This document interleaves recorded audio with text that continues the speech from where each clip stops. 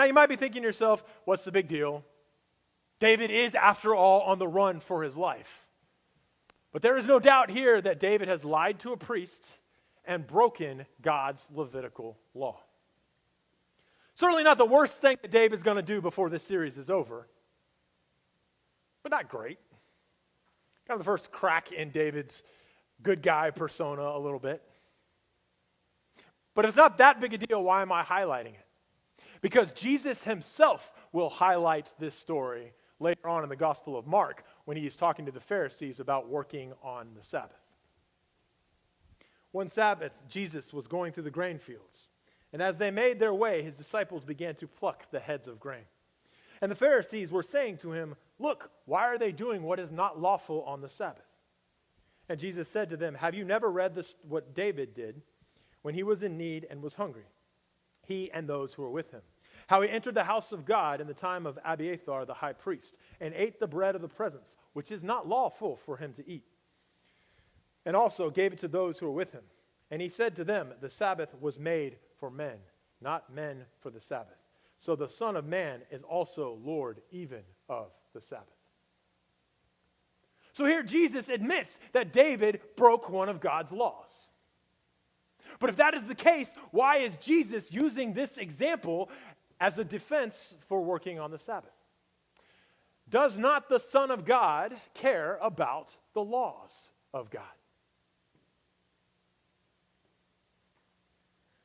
I've got to tell you, when I went to seminary, I spent 4 years reading Scripture,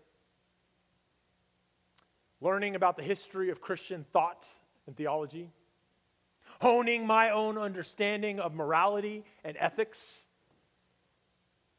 struggling with the separation of church and state, society and politics. And by the time I got out of seminary, I felt like I had a pretty good idea of who Jesus was and why God calls us to follow the rules that he calls us to follow. You might say that I left school with a pretty clean and comfortable and systematic understanding of God's rules. But then I left the classroom. I left academia in the ivory tower that philosophers like to sit upon. And I started doing actual ministry.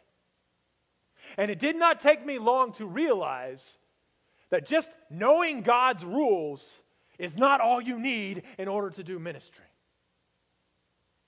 Just knowing God's rules is not all you need in order to do relationships with other people.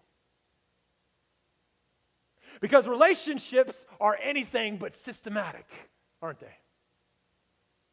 They're anything but just black and white. Sometimes relationships get pretty messy. They take patience, grace, mercy, forgiveness. Now, don't get me wrong, I'm a big component of the law. I'm a big rule follower. I believe that God put rules in our life for a reason. They protect us from society. They protect us from ourselves. God's laws show us the boundaries by which he called us to live our life so that we may flourish in our life and in our society. But the rules will always be secondary to a relationship with God. Now, on the one hand, that's a good thing, right? God cares more about our hearts than he does about our capacity to follow the rules. But here's the other side of that coin, friends, is that we can't necessarily look at someone who is, quote, breaking God's rules and assume that God is going to deal with that person the same way each time.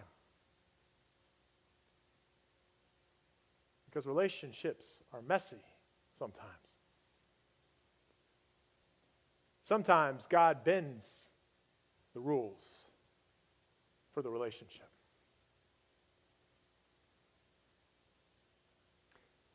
David and his men were hungry, and they broke a rule that was there for a good reason.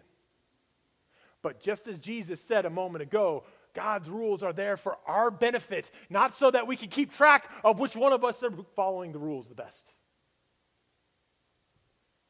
God moves through the relationship, not the rules. Now again, rules are important. Don't misunderstand the pastor today. Rules are a means to that relationship.